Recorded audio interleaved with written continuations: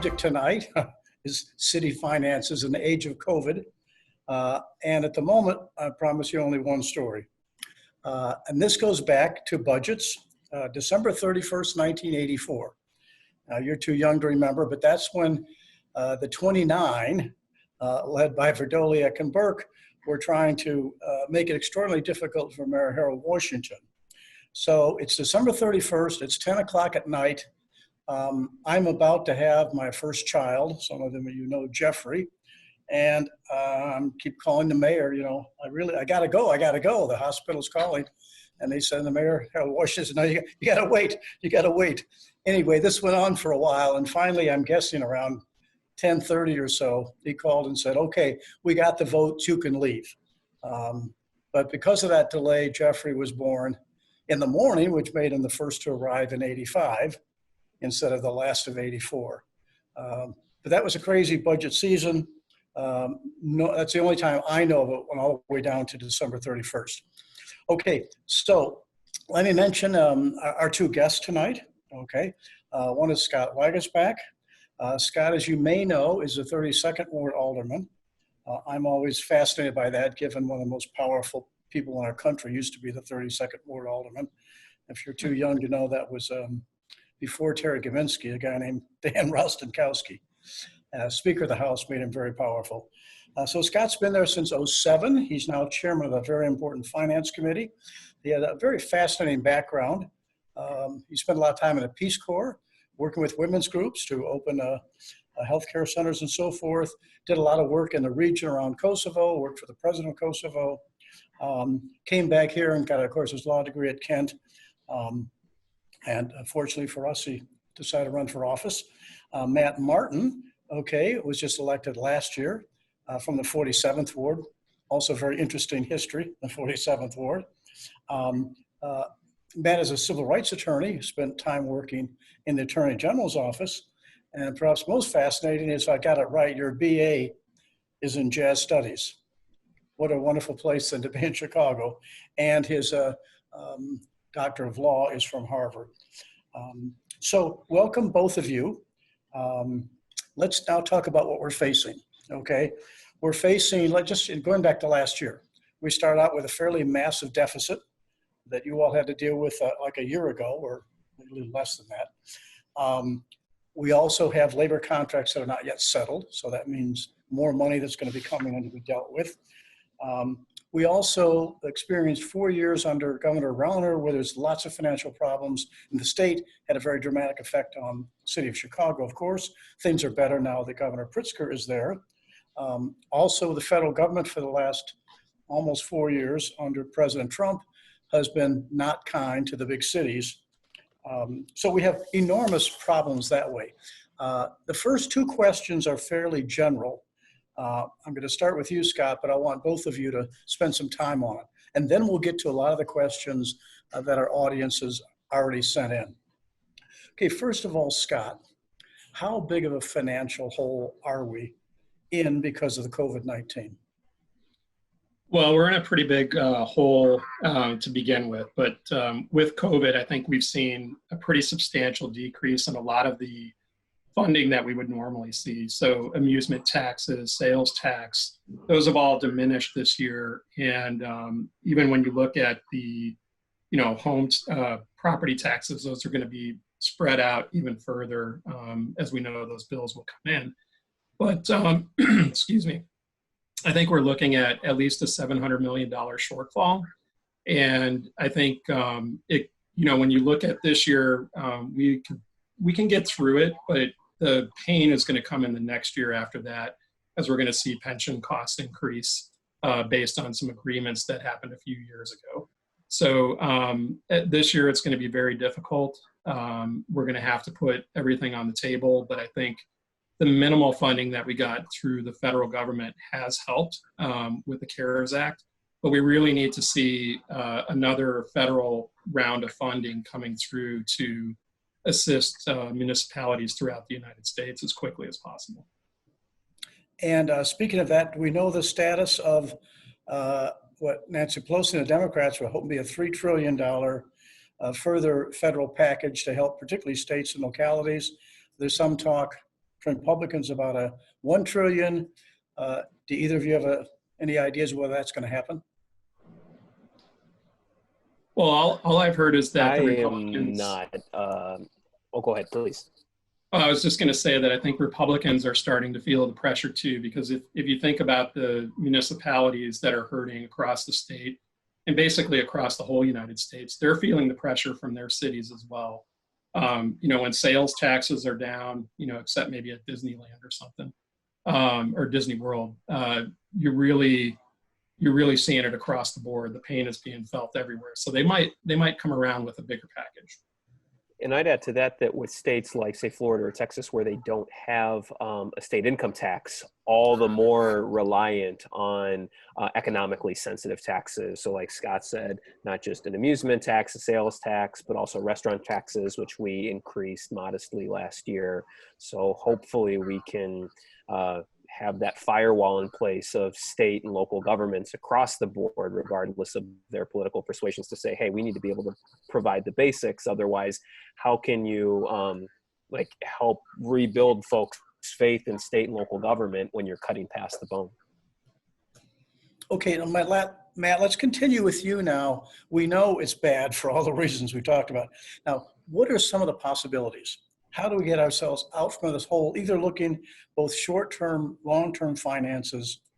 What are some of the things we look at? And remember, tonight is informational. We don't have all the answers. Nobody does at the moment, but we're going to try and steer each other, hopefully in the right direction. Yeah, unfortunately, we don't have a lot of levers that we can pull unilaterally at the city level, especially from a more progressive standpoint. So oftentimes when folks say like all options are on the table, we can't take anything off. Of course, the last option that many people want to hear is property taxes. But I think we need to make sure that we're exhausting everything else. And I think what that means is at the local level, even if it's more modest than we would like, things like a continued aggressive TIF surplusing of unallocated funds. We did a record surplus last year and still left some money on the table then. I think we want to do an even better job of that this time around. I think we also want to be sensitive to things like Scott said around, from a short and midterm standpoint, our pensions. So pension obligation bonds is something that you hear a lot of discussion about. One of the issues with that, and for those who don't know, the idea is that you transition a soft debt in terms of the ramp that we've been put on by the state government in terms of making actuarially required contributions so that our pension funds are better funded year over year, decade over decade. You take out that soft debt, you replace it with a hard debt, being a bond that's associated with bondholders, with the idea being that hopefully the interest rate that you pay on the bond, say it's 5%, it's lower than what you would get when you take that money and invest it in the market, say it's 7%. That's something, though, that you want to try as best as possible to time it with the stock market, because if you time it at a really low point, especially right after you issue the bonds, you have a huge hole to climb out of.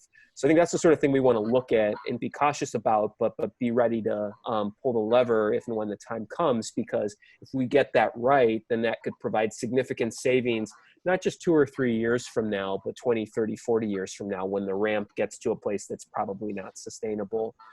Beyond that, I think you're talking about the state and federal government. From a state government standpoint, hopefully we pass the fair tax. Hopefully everybody on this video is supportive of that, or at least inquires into it. And then when we do that, pressing the state for a higher share that would go not just to Chicago, but all other municipalities. It's called the Local Government Distributive Fund. I think that would be really important.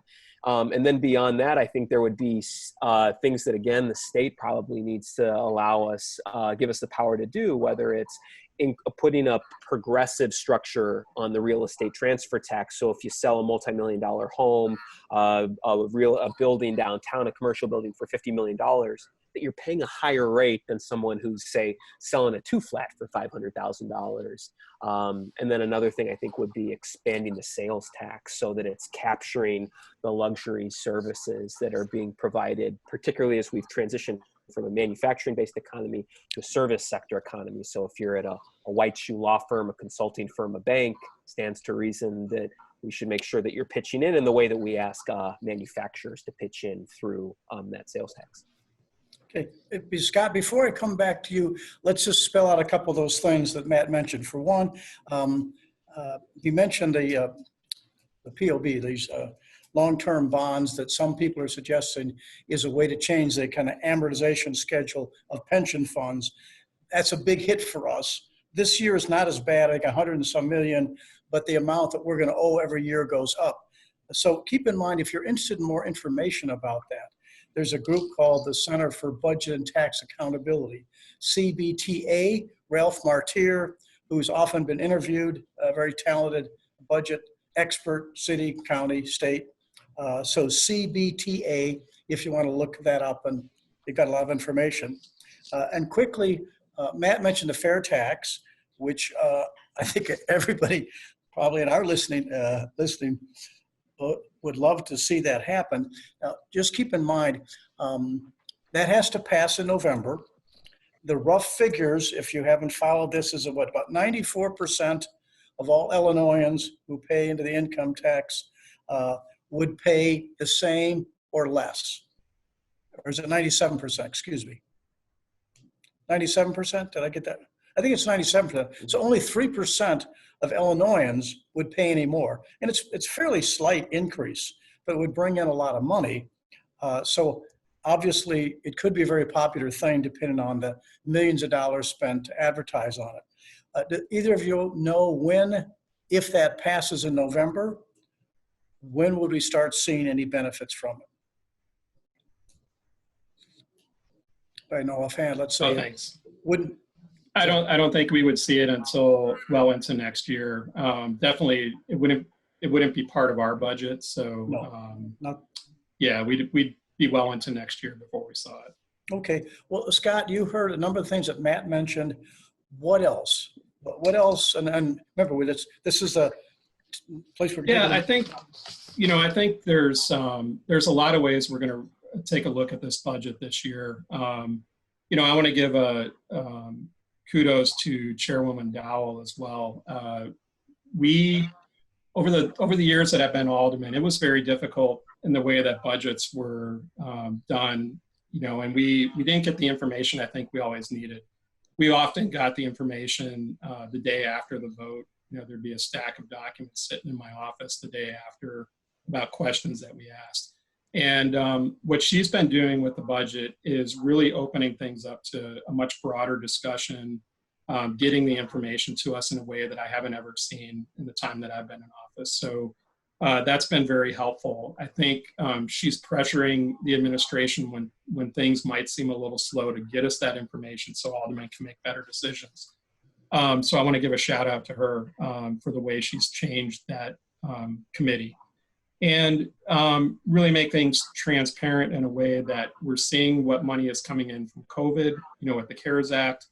But I think we're going to see, Matt brought up a lot of the good progressive issues that we've been fighting for a long time. I think, there's a few other spots in there. We've talked about pilots, talking to some of the universities and other agencies about bringing some tax revenue in from them. We're looking at, I think, the workers' comp program, hopefully getting a few tens of millions in savings there that will be addressed over the long term. And then, looking at the work of the chief risk officer in the city, trying to get that person, Tamika Puckett, into different programming in the Committee on Finance and finding savings in our settlements as well.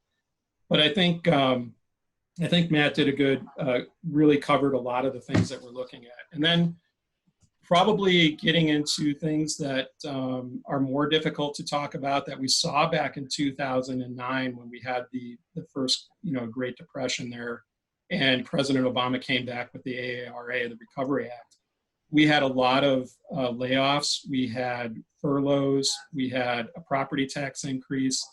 Those are things I think the mayor's trying to avoid. But when you have this broad of an economic hit, not just in Chicago, but nationally, those things have to be on the table. They might be issues of last resort, but they're definitely out there. Just very quickly, if you don't know, that's Alderman Pat Dowell, who is a third ward alderman and chairman of the budget committee. So she'll be very much involved in, the next few months over the budgets, and hopefully we could get her on in a couple months. Let's just go back to a couple things. One, what do we have in terms of rainy day funds? Well, one of the things that we've done that I thought was important with the CARES funds is the mayor set aside about $40 million in case we have a resurgence in the fall.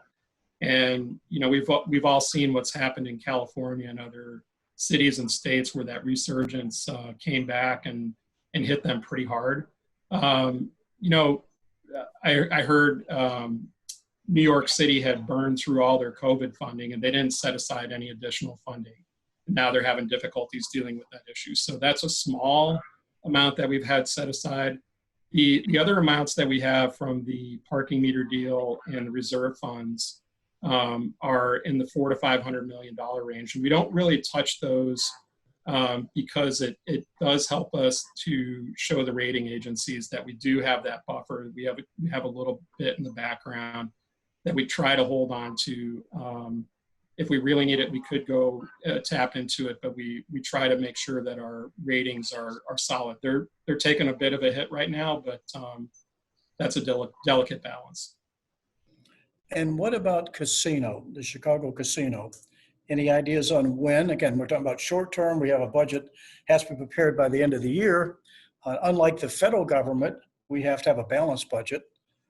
That's why this whole COVID thing, when the president acts like the federal government has no role to play, but watch these states suffering through competing with each other for anything, equipment that we need every day.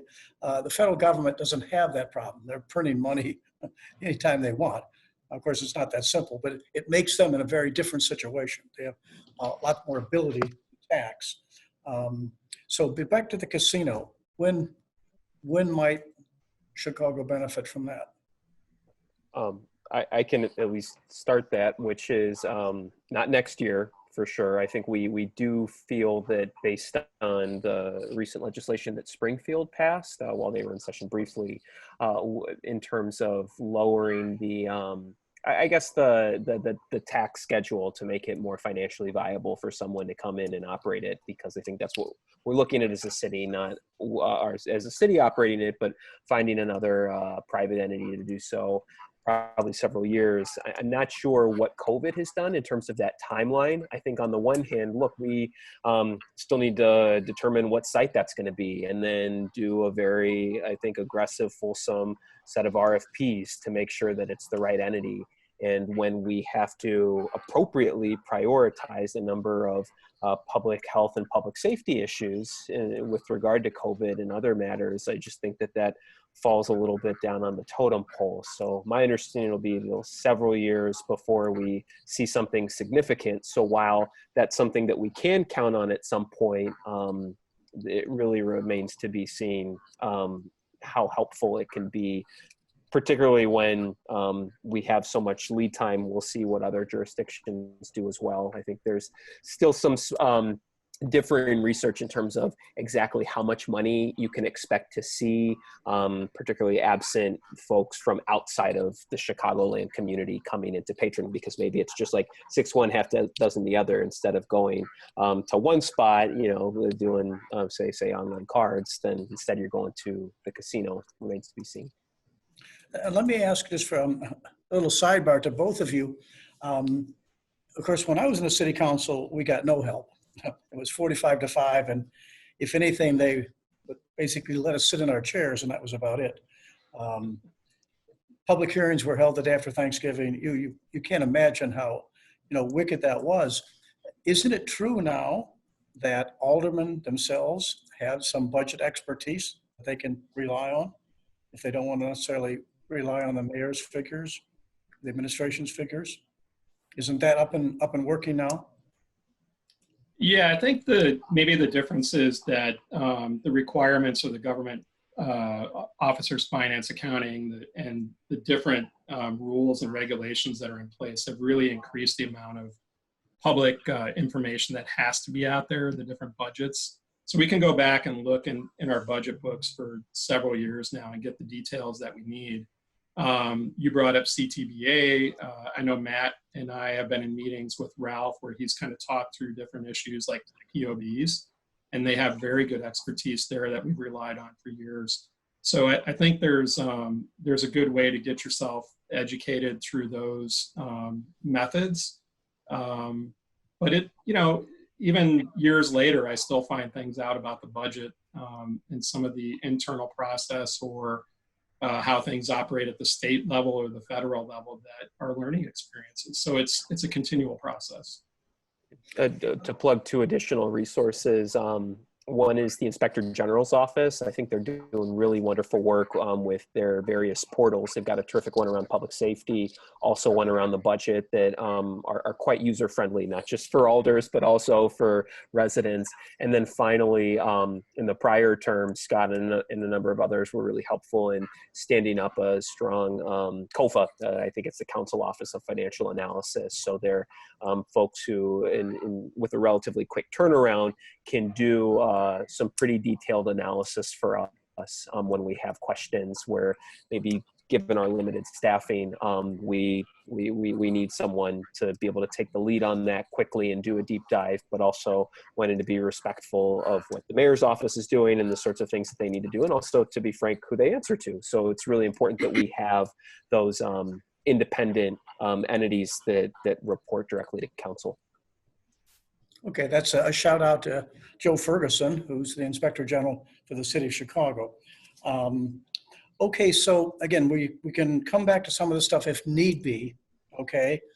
We covered a lot of ground. Again, Ralph is not on the show tonight, but he would say to us as we're dealing with the pension problem, he would say, David, it's not a pension problem, it's a debt service problem. So that's something that we can learn more about and talk about in the future. Let us go ahead and move for a moment. There's some things I want to come back to, but a series of the questions from some of our listeners tonight. Harold Irving asks, how will the 2021 budget affect union members under collective bargaining agreements? Well, as Scott mentioned, I think it remains to be seen what we do from a workforce standpoint. Clearly, when we've had some of our more significant economic downturns recently, layoffs and furloughs were something that were utilized. I think one thing that we'll want to make sure we can do is target vacancies, I think, to start. That was something that we used a little bit last budget cycle to help get us, to help fill the gap in some strategic places. Maybe, Morgan, if you've got that slide handy that my office threw together, just to highlight the fact that we've got a number of vacancies in many of our largest departments. And so when it comes to our police department, for example, we had last year, like a point in time, around $40+ million in allocated vacancies, and which dwarfed, by the way, our the business affairs and consumer protection budget, what we spend on homeless services, what we spend on violence prevention. So I think that's something where, look, we want to make sure that we are providing city services in the most efficient, effective way possible. And as we're alders, we in many ways have our fingers on the pulse of the community more than any other elected official. So if we can look at vacancies, close them temporarily or permanently so that we can reallocate that money elsewhere so that we don't have to lay folks off, that's critical, because those are folks who, look, if they're unemployed, that means that there are fewer resources that they can spend their local businesses, which are of course struggling right now tremendously due to COVID. So there are downstream impacts of laying folks off. Clearly, there's a balance that we need to strike in terms of not asking too much of residents when it comes to revenue. But I think we've already cut our budget so significantly starting in 2009 all the way over the last decade. I think we want to be very, very careful and sensitive to where additional cuts may come from. Okay, and thanks for that chart, Matt. So you noticed that there was maybe if I saw it right, $41 million in vacancies in the police department. As you know, we always have vacancies in terms of public employment because some people leave by the end of the year. The tricky thing is those vacancies would be as if you were paying a certain number of officers to do their full-time work. what we used to do sometimes in the county is those who want to cut the budget, of course, would want to eliminate the vacancies. Like in my own case, I might say, well, we may not fill that position for at least 6 months, but we don't want to have it eliminated. So we might work out something where for the next year, for the 6 months, they might make it for $1. But there's ways in which you can try and be realistic, because you're not going to be hiring all those people all at once anyway. Okay, so that's, did you want to go further on that? Because we had a question that it's in a little different order. It was kind of asking anything more about CPD budgets or police and fire, any other ways we could squeeze savings from those two? Because those are very that was big. beyond Harold's question. Harold was asking the question about people under CBAs. Yeah, and I think if you back in '09 when we looked at those, you have to actually go in and work with all the unions, and we have COOP agreements that have been in place. So, the CFL members, the trades, everybody, they would have to come to the table and have discussions about whether they could take furloughs and what those would be if they did. And then to Matt's point, to just take it a step further, the mayor's already gone after the overtime budget, and Joe Ferguson worked with us over the last couple of years under Rahm's administration to really do an audit of police overtime. And he did a small portion of the police budget where they were working on overtime. We're trying to do a broader one, and I think that's where we're going to find we'll be able to have a lot more savings, because what would happen there is they would budget for, let's say, $50 million, and then they would come back with a $100 million overtime budget during budget season. And we would say, why are you 50 million over this year, and then next year the same thing? That was really blowing the budget out of proportion, and it wasn't good government financing. So Mayor Lightfoot, I think, is really going to tackle that. The Progressive Caucus has really brought that up too, as a way to look at those funds and say, where can we redirect them? And I know those are broader questions within some that were asked, but those can go into the things that I think we've been talking about and trying to focus on: the mental health, the community clinics, and things that I think you will probably get into later. Okay, I know we just touched very briefly on TIFs, but one of the questions is the following: can TIF money be reallocated to fill some of these holes? In short, yes. I mean, some of the holes, not all of them, of course. And I think last year we surplused approximately $300 million. A little over 20% of that goes back to the city. About 50% goes to CPS, and then the remainder goes to the various taxing bodies. I mean, really, it's kind of mirroring what's in your property tax bill. My understanding from last year was that there was an additional $50 million that we could have surplused. We could have surplused because it was not allocated to a then current or potential project. So I think this year we'll need to be looking even more so at tackling the TIF surplusing issue. But I think, as I mentioned earlier, it's not as if 100% of what we surplus goes back to the city. Look, CPS is having their challenges. They need everything they can get. Same thing with the Park District. But we kind of get maybe 22, 23 cents on the dollar for everything that we surplus. And so I think when we do so, we want to make sure that we're thoughtful around where that money would have gone but for that. Because sometimes people don't allocate that money for a potential or actual project in a timely fashion. They wait, and I can get why some of our colleagues who are in parts of the city that have historically and currently been starved for resources, and they see TIFs as one of the few vehicles to bring those sorts of resources to their community. I think there's a lot of counterpoint to that in terms of, well, does that really happen in practice?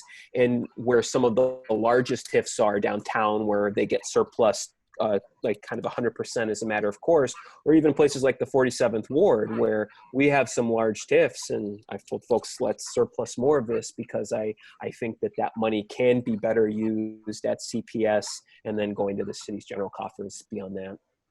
Speaking of TIFs, though, isn't there a new portal that the public can see that has more information about TIFs?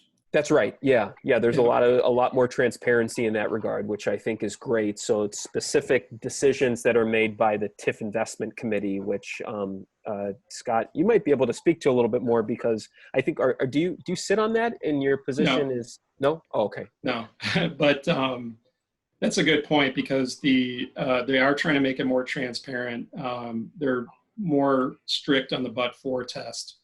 And I don't sit on it as the finance chair, but the chief equity officer does. And I think what the mayor is saying is that all of our TIF investments, she wants the chief equity officer looking at the social and economic segregation that's been created in large part by TIFs, and saying, where are we directing those investments? So I think that's a really good approach to it. The other thing I would add too is Matt and I and all the aldermen, we get requests from all of our sister agencies for TIF funds as well as other funds, OSIF and menu funding, and talking about the sister agencies like Park District, CPS. And one of the things we really want to see at least with TIF is more transparency around where they're asking for the funds and how does it affect their levies. So their levies for years have not had to rise in some ways because they go to the TIF or they go to the menu or they go to OSIF and say, if you want a new park, you have to cobble all that funding together. It's not the park districts that's going to pay for it, or the same thing with CPS on a lot of projects. So I think Matt even had one recently where he was trying to get more information on the table and just make it more transparent in the way we're spending those dollars. And Alderman, can you explain what the but-for test is for folks? Yeah, basically, but for that TIF funding, would you be able to go forward with that project? And for years, I think it was a very weak, that was the weak link in TIF expenditures.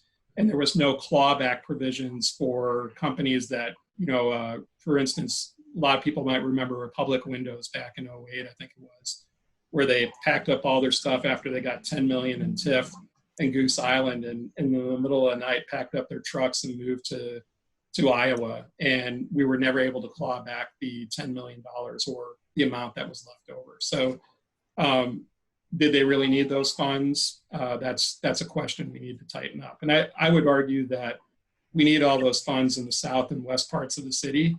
And I would like to see less spent in our area, less on things like Lincoln Yards, and push those funds out to where we need them most, where the mayor, I think, is going to start focusing or has been focusing.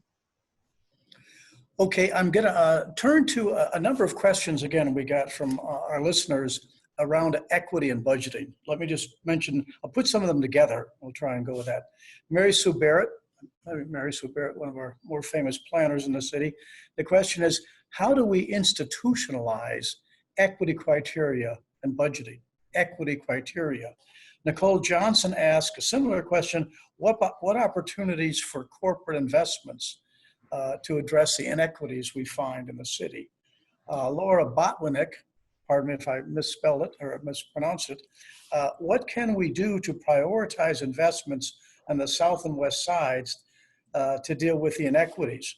Okay, particularly for people who believe in a progressive vision, what these questions all gear at, how can we institutionalize this, as Mary Sue said?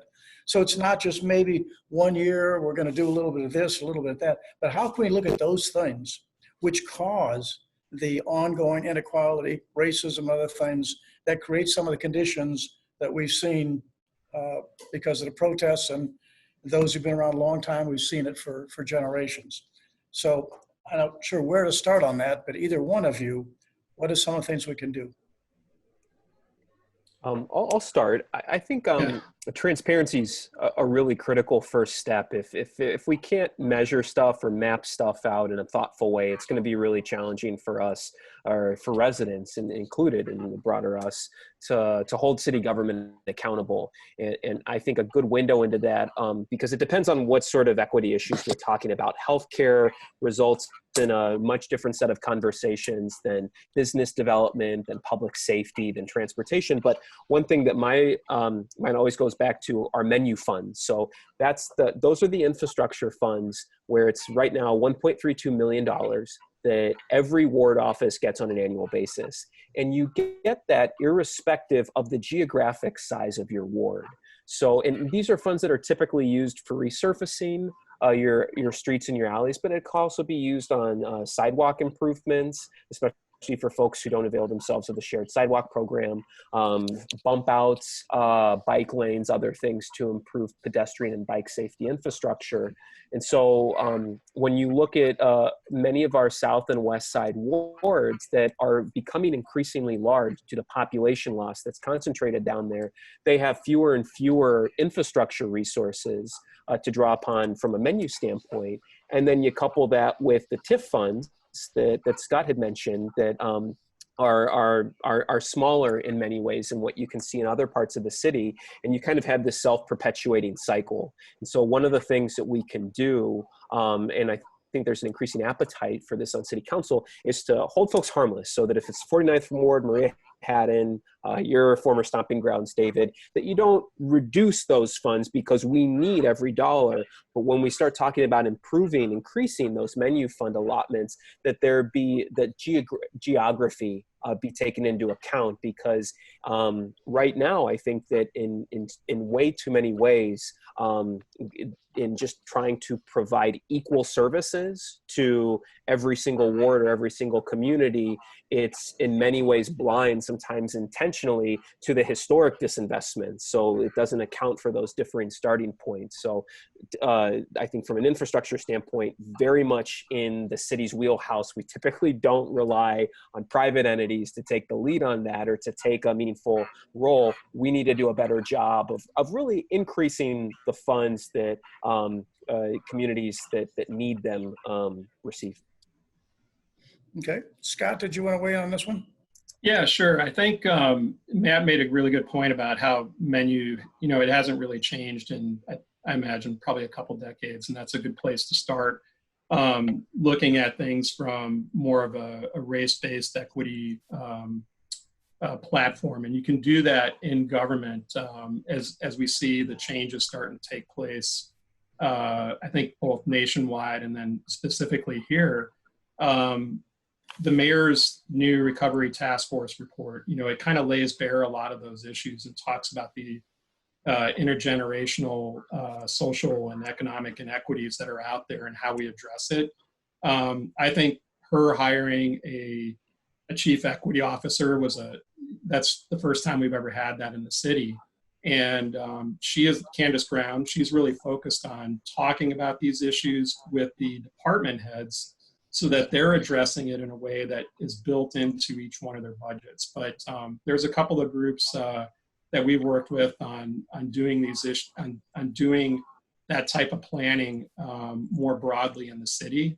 And it's coming out, I think, in the advisory report in a way that I did not see in the advisory report as extensively as we saw in 2008, 2009.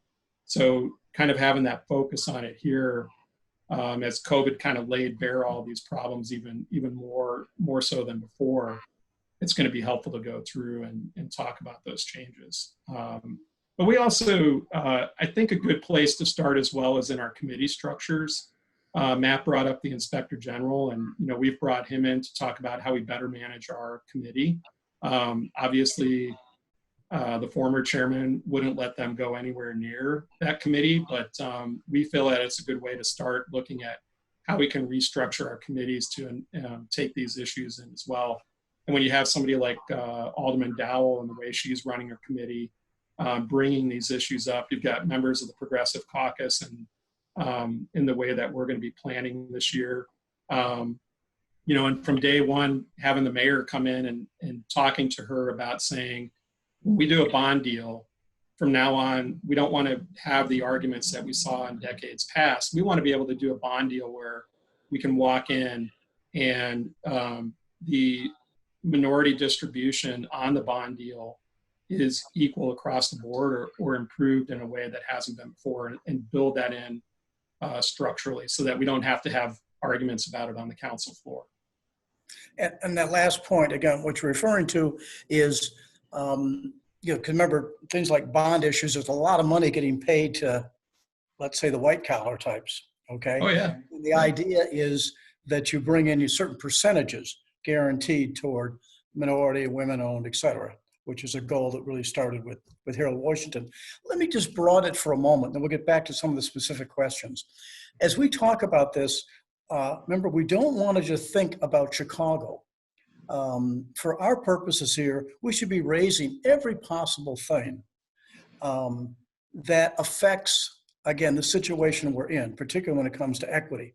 You know, corruption, okay, the president, and I mean, just Trump and all he's done, particularly with Trump's taxes, okay, that's stealing hundreds of millions of dollars, hundreds of billions of dollars from average people. So I want us to always be thinking about those things, because the cities can't really survive the way they should on their own unless a lot of this inequality is dealt with. Okay, for example, if I had one major thing I could demand of the state, and that is they dramatically increase their share for public schools. Otherwise, every time we try and answer something around equity, oh, well, it's all got to be fair. As Matt was saying before, well, each neighborhood has to have the same. You try and take police out of the Northwest Side, and what happens? Okay, well, everything isn't the same. The race has not been fair. So we need to be thinking about all those things, including savings. A really important one to keep this in mind, if you want to deal with the fundamental structural problems, the wealth gap. Okay, many whites in this country, okay, I'd be one of them, but I mean, most of us, whatever wealth we have, came because we were able to buy a home. And then we were able to borrow off that home. And then maybe we could sell the home for more than we bought, and then we get maybe a nicer home. And then, you know, up and down. That's what most Americans have. They do not have the wealth that the, 1% and so forth has. But if you study the history of Chicago, African Americans were denied the right to do that. Okay, the federal government, local governments, Old Man Daly, whatever it was, no, you just cannot buy this property. You can't go into this neighborhood. We're going to redline you, et cetera. Okay, so we ought to be thinking of things like, we talk about reparations. Why wouldn't we be trying to deal with those people discriminated against intentionally by our government so they can't have for their families what many of us have for our families? So I want us to keep thinking about that, because we can't just survive by being isolated given how much we're impacted on by the state and federal government. So just be thinking about those things, because, you could go on and on about the corruption or the mismanagement. Here at Good Government, we want to do those shout outs there. When Daley cost the public $2 billion from the parking meter deal, which if we had time, some of you may want to make sure you ask Scott about his story on that he happened to go into the garbage and find some very damning information, or just something almost every day if you're Chicago or Cook County. Recently, they were talking about investigations under Richard M. Daley out at O'Hare Airport, and a kind of famous figure in Chicago, skeptical things, Oscar D'Angelo. So he gets, $460,000 for fixing a deal so somebody can stay with their bookstore at O'Hare. I mean, it's just so much money, okay, in mismanagement, or worse in terms of corruption, or I could go on, and so could you. But so let's keep in mind that it's much broader, okay, than just whether or not Chicago has enough to survive. Okay, I'm going to keep going unless you have a comment on either one of you. No, I think that's a good point. Please. I think that obviously we're all looking to see if we can get a new president.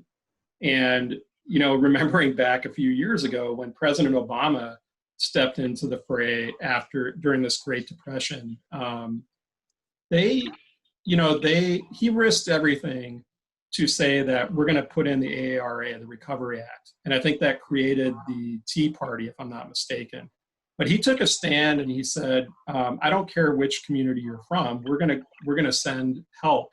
And it's amazing to see that difference, that we have somebody like that in the White House, who just doesn't care at all about everything from the children to our senior citizens, who play into every level of being at the city and state and federal level has to be taken care of post-COVID or during COVID, and we just haven't seen that. So I agree with you. I think we have to work hard to make sure that we get the right people in office too at the national level to help us out, to take the risk, And like I President think Obama did. I think Go that's a ahead. really great point in terms of what tremendous federal leadership looks like, especially if we get to a point where we can really marshal those federal resources in the way that I know during the presidential primary and even today, like the environmental plans that start off with Jay Inslee, and then Elizabeth Warren and Bernie took them up, and then Joe Biden today putting out 2 plans. I think that's huge. We need those resources to come in, especially from a housing standpoint, like you mentioned, David. But if we want to focus at the hyperlocal level in terms of what we can do unilaterally, whether it's in concert with the federal government or in spite of what they might be doing, like what the Trump administration is doing at the moment, I think that real robust, engaging plans that provide a roadmap, like 1 year, 5 year, 10 years, is incredibly helpful, because I think that what we've seen over Chicago's recent history are folks who will put out a statement, put out a plan that's a pilot or is otherwise harder to keep track of to hold folks accountable. And I think what you're starting to see, especially with the committee structure that Scott mentioned, is a real push to say we need to look holistically and say from a housing standpoint, we can't just talk about legalizing accessory dwelling units. We can't just deal about different ways to tackle evictions. We need to have a number of, I hate to use this Warren term, but like moonshots, where in the aggregate, it really paints a compelling picture for where we need to go. To your point, David,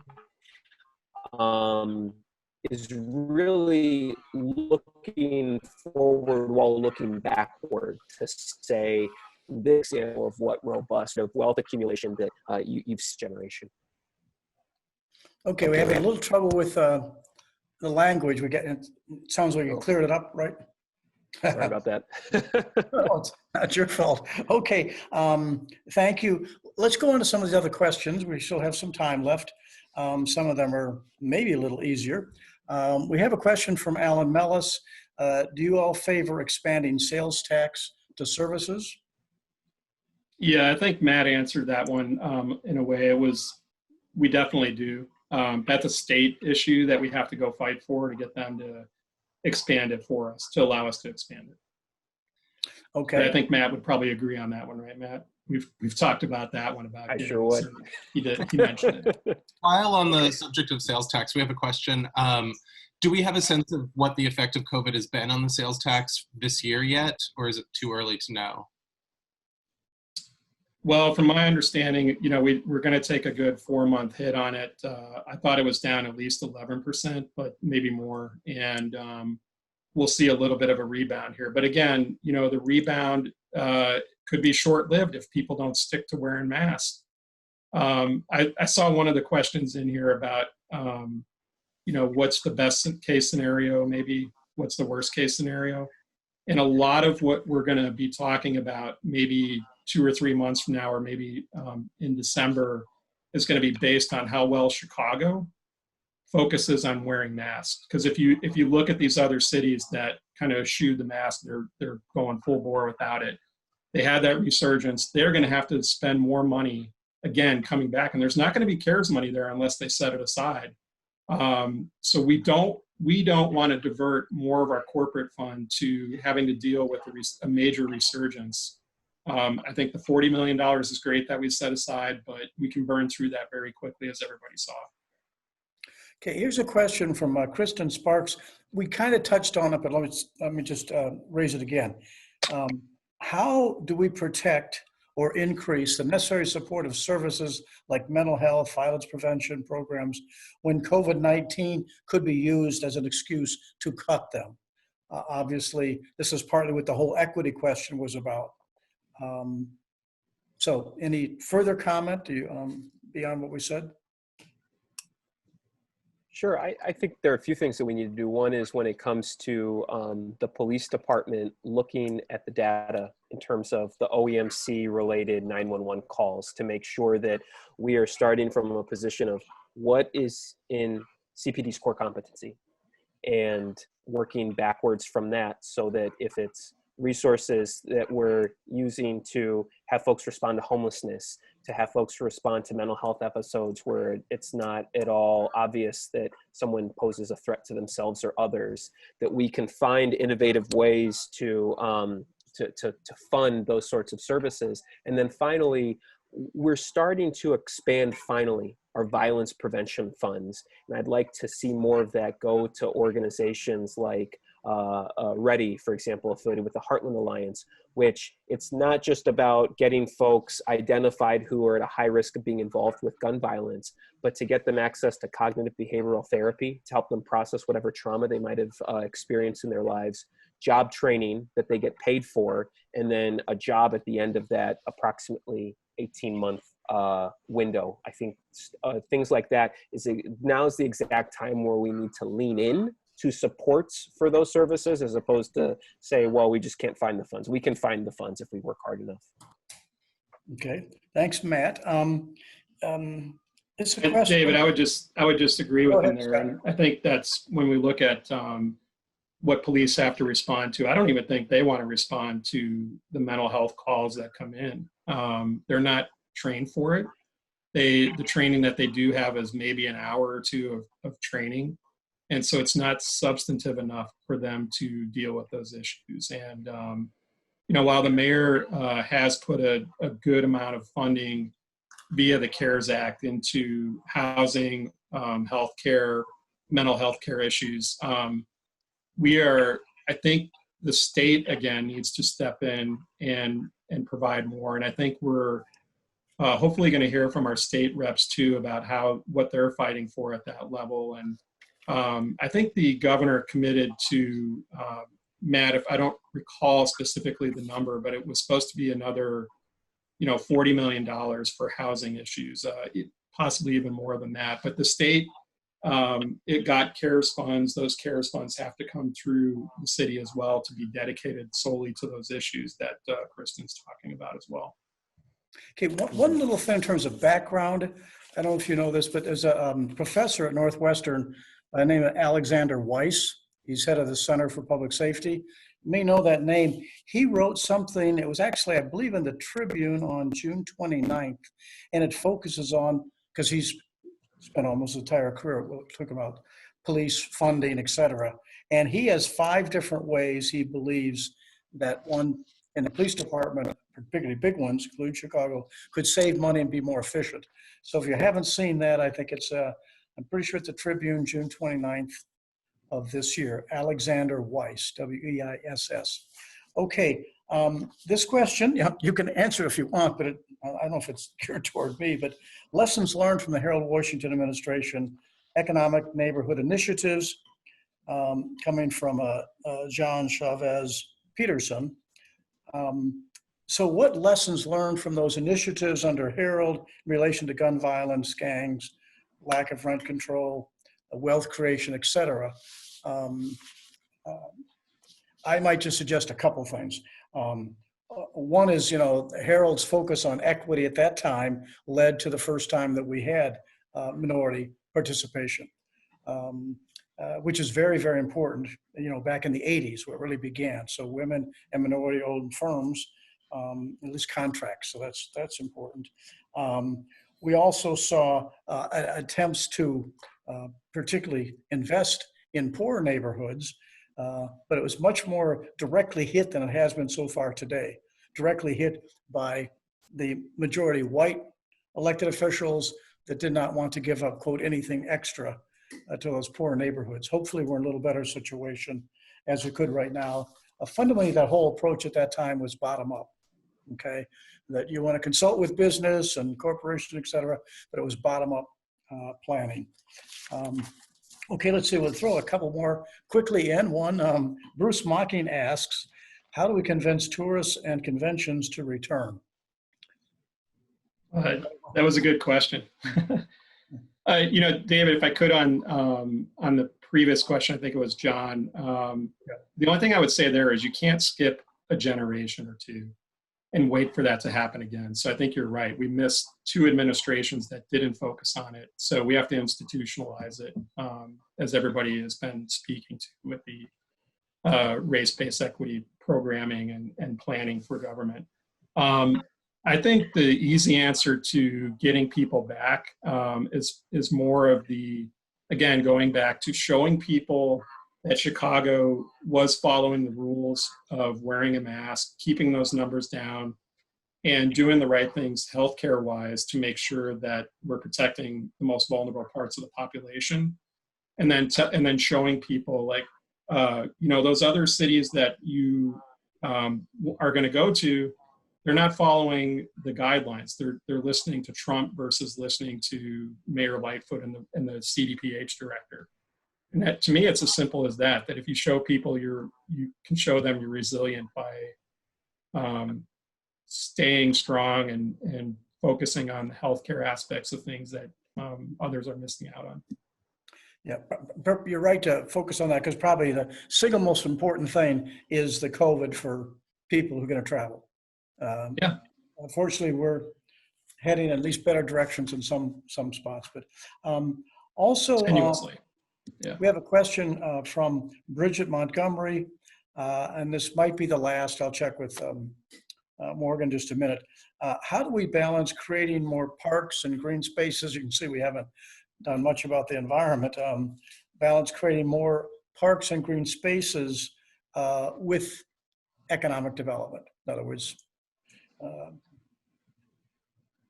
Yeah, I think we one thing don't that have that be a contest, but that's yeah.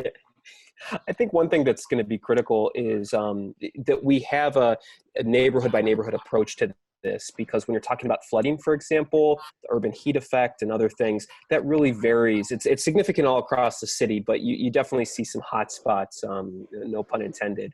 And so what I think we can do is really build out what is right now the Chief Sustainability Office. It's one person. Thankfully, we just hired a permanent Chief Sustainability Officer, which is tremendous. And infusing that office with more resources, and perhaps when the time is appropriate, spinning it back off to a standalone Department of the Environment where they can spearhead those initiatives. So they can say, hey, this is an area where we've lost permeable surfaces and or we see a lot more flooding complaints. And these are the sort of targeted approaches that we can bring to bear, because downtown, for example, that will yield completely different answers than, say, Rogers Park, than Lincoln Square, than certainly Englewood, or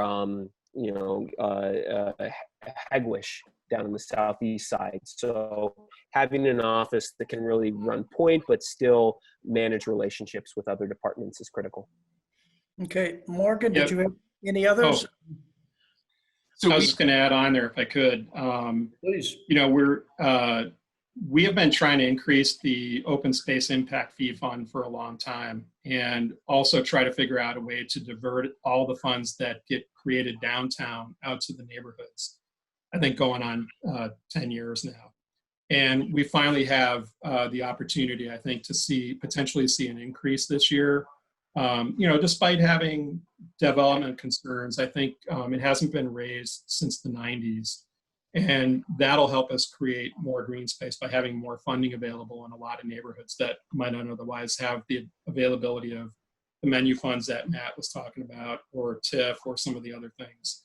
And then really getting the Department of Planning and Development, the Plan Commission, they are starting to change the way that they're approaching the environment as well, and requiring more green space, landscaping.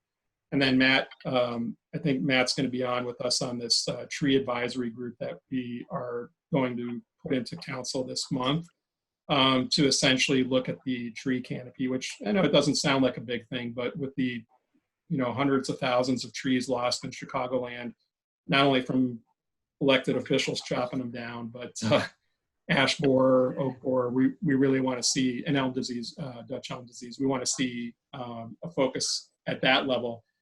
And that at the national level, at the state level, can be a job creator as well, and really get people focused on how we treat our local environment and how do we improve our neighborhoods that way as well.